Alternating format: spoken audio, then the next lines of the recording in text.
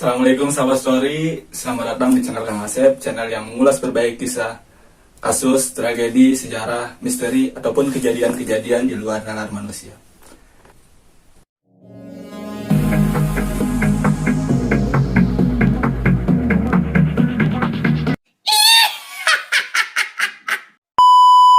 Bagi kalian para penggemar atau player game Mobile Legends, tentu sudah tidak asing lagi dengan hero marksman yang satu ini nih, Yi Sun-shin, atau mungkin merupakan hero favorit kalian juga.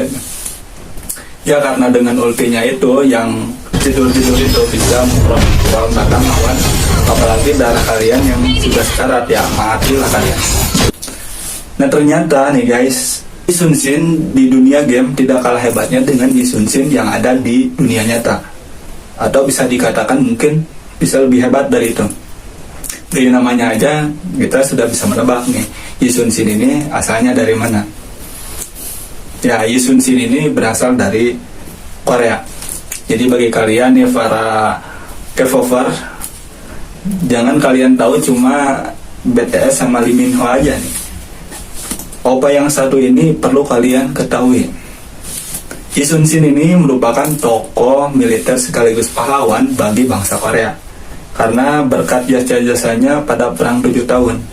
Nah, jadi Perang 7 tahun ini disebabkan karena invasi Jepang yang ingin menguasai dinasti Ming di Cina, tetapi melalui jalur Korea.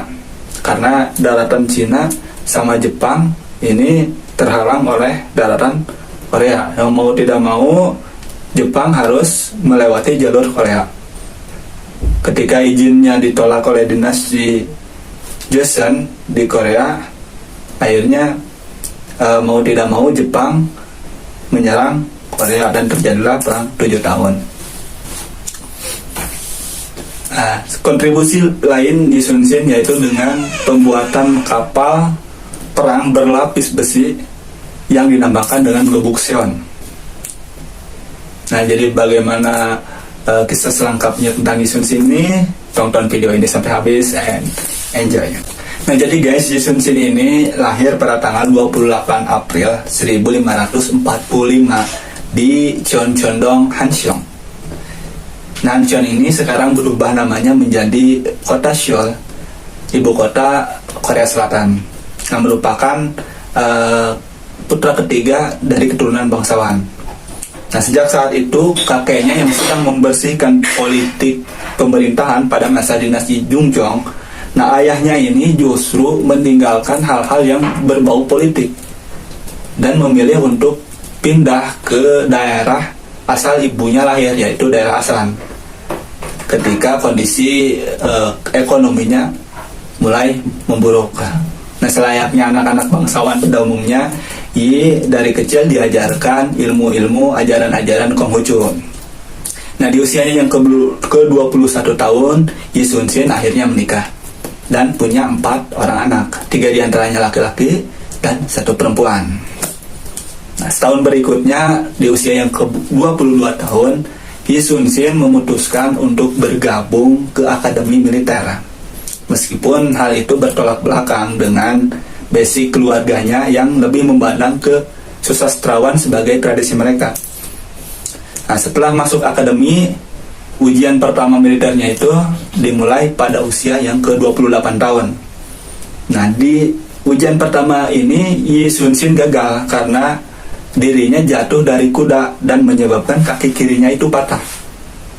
Barulah 4 tahun berikutnya Yi mencoba kembali dan lulus pada usia ke-32 tahun.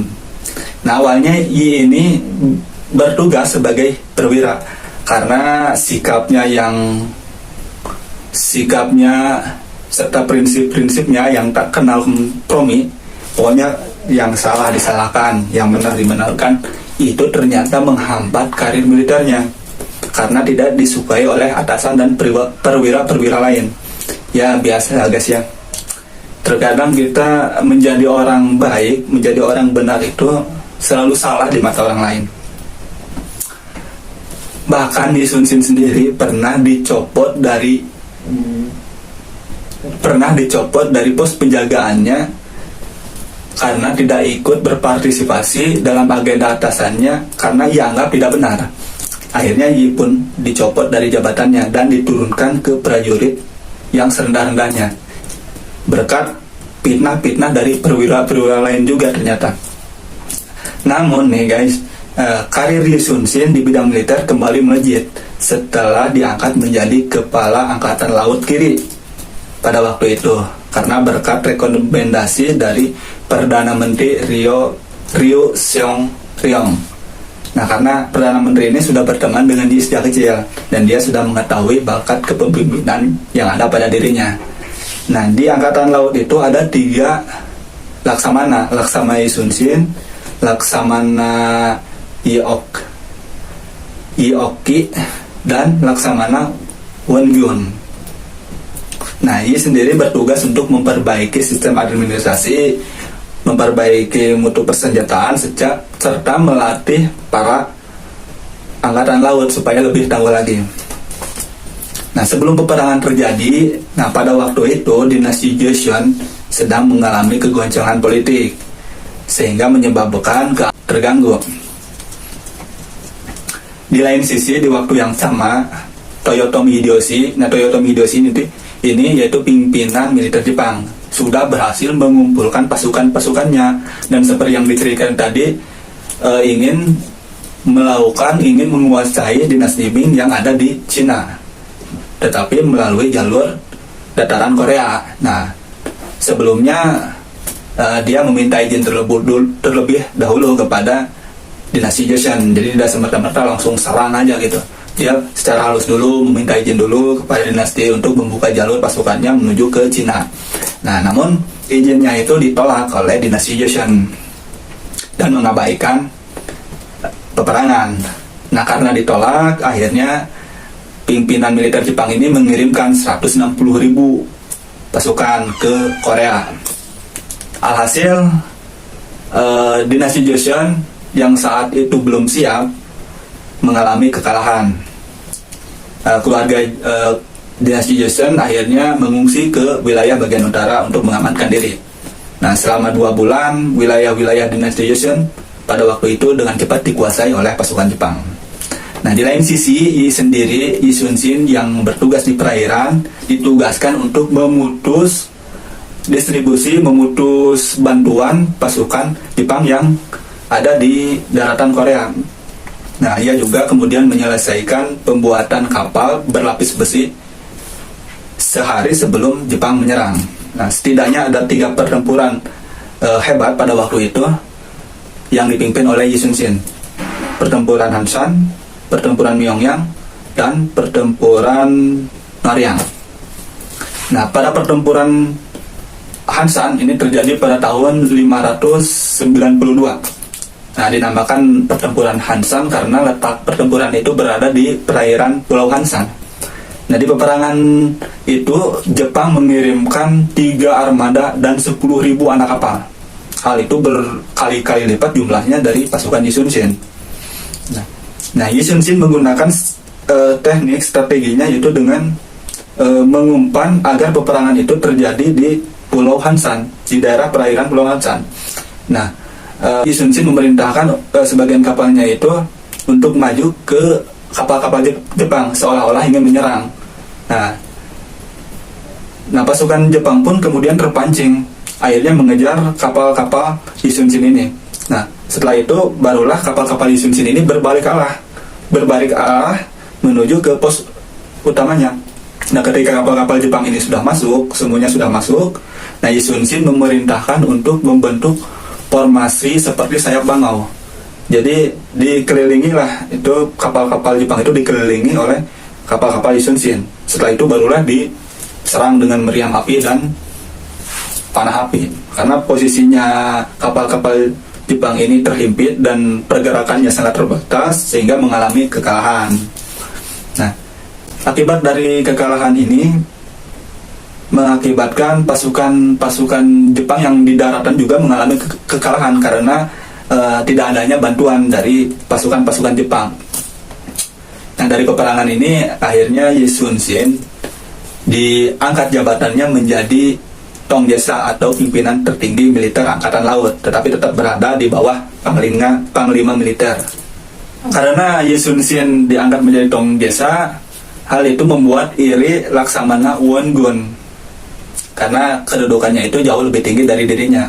Bahkan dia sendiri pun sering mengabaikan perintah dari Ye Sun Sin karena ketidaksukaannya itu. Dari hasil kekalahan pada pertempuran Hansan, membuat Toyotomi Hideyoshi akhirnya memperbarui teknik perangnya. Nah, dia juga menyadari bahwa keberadaan Ye Sun Sin ini adalah sesuatu yang sangat berbahaya bagi invasinya. Nah, akhirnya dia mengirimkanlah mata-mata ke Korea yang bernama Yoshira. Nah, Yoshira ini menyusup ke panglima militer pada waktu itu yang menjabat Jenderal Kim Eung Sun. Nah, si Yoshira ini mengatakan kepada jenderal bahwa sebentar lagi pasukan Jepang akan menyerang Korea. Tetapi yang menghadapinya itu harus Ye Sun Sin. Nah, kemudian sang jenderal pun menghadap ke raja.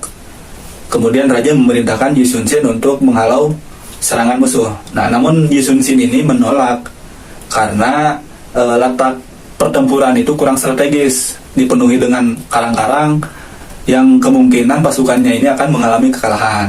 Karena penolakan itu, akhirnya sang raja menangkap Ye Sun Sin dan memenjarakannya. Bahkan raja sendiri pun menginginkan hukuman mati atasnya. Nah, namun pihak pendukung dari kalangan istana memohon kepada raja agar tidak melakukan hukuman mati. Karena jasa-jasa Ye Sun Sin ini pada waktu itu sangat besar sekali bagi Korea. Akhirnya dibebaskanlah ia dari penjara, tetapi jabatannya tetap dicopot dan diserahkan kepada Won Gyun. Nah, Won Gyun ini pun merasa senang karena Ye Sun Sin dicopot dari jabatannya. Kemudian raja memerintahkan Won Gyun untuk menghalau serangan Jepang di perairan. Karena Won Gyun ini tidak cakap berperang, jadi strategi tekniknya ini masih kalah jauh sama Ye Sun Sin. Sebanyak 134 kapal yang dikirimkan, hanya 12 kapal yang selamat. Kekalahan dalam peperangan ini pun merupakan kekalahan pertama di perairan. Nah, Won Gyun yang selamat kemudian melarikan diri ke daratan. Tetapi ketika sudah sampai daratan, akhirnya dia dibunuh juga oleh pasukan Jepang yang sudah menunggunya. Sang raja yang mengetahui kekalahan dalam peperangan itu pun akhirnya kecewa dan menyesali keputusannya. Dia kemudian mengangkat kembali Ye Sun Sin menjadi pimpinan militer angkatan laut. Meskipun diperlakukan dengan tidak baik oleh sang raja, ditambah lagi pada waktu itu ia sedang bersedih karena ibunya meninggal, tetapi dia dengan siap sedia menerima penugasan itu. Kemudian Ye Sun Sin mengumpulkan kapal-kapal sisa peperangan, alhasil terkumpullah 13 kapal yang bisa digunakan untuk berperang. Nah, raja yang mengetahui kesulitan Ye Sun Sin ini menyarankan Ye Sun Sin untuk bergabung ke darat. Udahlah, kata sang raja, ini kamu jangan perang di laut, gabung aja lah ke darat, karena kapal-kapal kamu ini udah habis. Jadi kalau dipaksa berperang tidak mungkin mengalami kemenangan. Namun Ye Sun Sin ini meyakinkan bahwa ia harus menjaga perairan guna menghalau terobosan-terobosan pasukan Jepang ke daratan Korea. Nah, akhirnya terjadilah peperangan pada tahun 1597, dinamakan Perang Myeongyang. Nah, karena pada waktu itu peperangan terjadi di Selat Myeongyang. Nah, dengan 13 kapalnya itu, pasukan Ye Sun Sin menghadapi kapal Jepang sebanyak 330 kapal. Ye Sun Sin kemudian mancing kapal-kapal Jepang ini untuk masuk ke Selat Myeongyang yang terkenal arusnya ini deras. Terlebih sebelumnya Ye Sun Sin memerintahkan pasukannya untuk memasang kawat besi yang nantinya digunakan ketika arus sudah deras. Nah, kawat-kawat itu nanti dikencangkan sehingga nyangkut ke kapal Jepang yang pada waktu itu terkenal dengan bawahnya itu tajam dan dalam. Sedangkan kapal Ye Sun Sin ini dangkal. Nah, berhadapanlah pada waktu itu 13 kapal Ye Sun Sin dengan 130 kapal dari pasukan Jepang, karena Meong yang ini kecil, jadi tidak semua kapal Jepang itu bisa masuk, hanya 130 saja yang bisa masuk. Nah, ketika terjadi pertempuran, nah tiba-tiba ada mayat yang mengambang di dekat kapalnya Isunsin. Ketika dicek, diangkat, ternyata itu adalah komandan pasukannya Jepang. Diacungkanlah ke pihak lawan. Nah, hal itu membuat nyali mereka menjadi ciut. Nah, ketika arus mulai deras, Yi Sun-shin kemudian memerintahkan pasukannya untuk menarik kawat besi, yang akhirnya kapal-kapal Jepang pun kapalnya itu pada nyangkut di kawat sehingga saling bertabrakan satu sama lain. Di lain sisi, pasukan Yi Sun-shin terus menggempur dengan meriam dan panah-panah api. Alhasil, lagi-lagi kemenangan ada di pihak Yi Sun-shin. Ya, kapal-kapal Jepang ada yang tenggelam, ada yang hancur, dan sebagian lagi ada yang melarikan diri. Sementara 13 kapal Yi Sun-shin ini tidak satu pun mengalami kerusakan. Luar biasa. Pertempuran selanjutnya yaitu pertempuran Noryang. Terjadi pada bulan Desember tahun 1598. Nah, pasukan Yi Sun-shin dibantu oleh pasukan dari dinasti Ming lagi-lagi menghadapi pasukan dari Jepang. Nah, namun pada pertempuran ini nih guys, nasib tragis harus diterima Yi Sun-shin karena dirinya terkena tembakan api sehingga menyebabkan dirinya tewas. Awalnya ia merahasiakan kematiannya agar pasukannya tetap terus semangat dalam berperang. Namun ketika hembusan terakhir, hal itu ketahuan juga oleh pasukannya. Meskipun Yi Sun-shin sudah tewas, tetapi lagi-lagi kemenangan ada pada pihak Yi Sun-shin, sekaligus menandakan berakhirnya perang 7 tahun. Nah, atas jasa-jasanya ini Yi Sun-shin kemudian diberi gelar Chun Mugong, atau bahasa Indonesianya pahlawan kesetiaan dan pengabdian, karena jasa-jasanya yang begitu besar dan loyalitas Yi Sun-shin ini sangat besar sekali kepada negaranya. Bahkan dunia barat pun mengakui kehebatan Yi Sun-shin ini dalam strategi perangnya. Untuk mengenang jasanya, maka dibuatlah patung Yi Sun-shin yang berdiri kokoh di tengah-tengah kota Seoul, Korea Selatan. Ya, begitulah kisah Yi Sun-shin, sang tokoh militer dan pahlawan dari Korea. Terima kasih bagi kalian yang sudah menonton video ini, dan jangan lupa juga tekan like, comment, and subscribe-nya. Sampai ketemu di pembahasan berikutnya.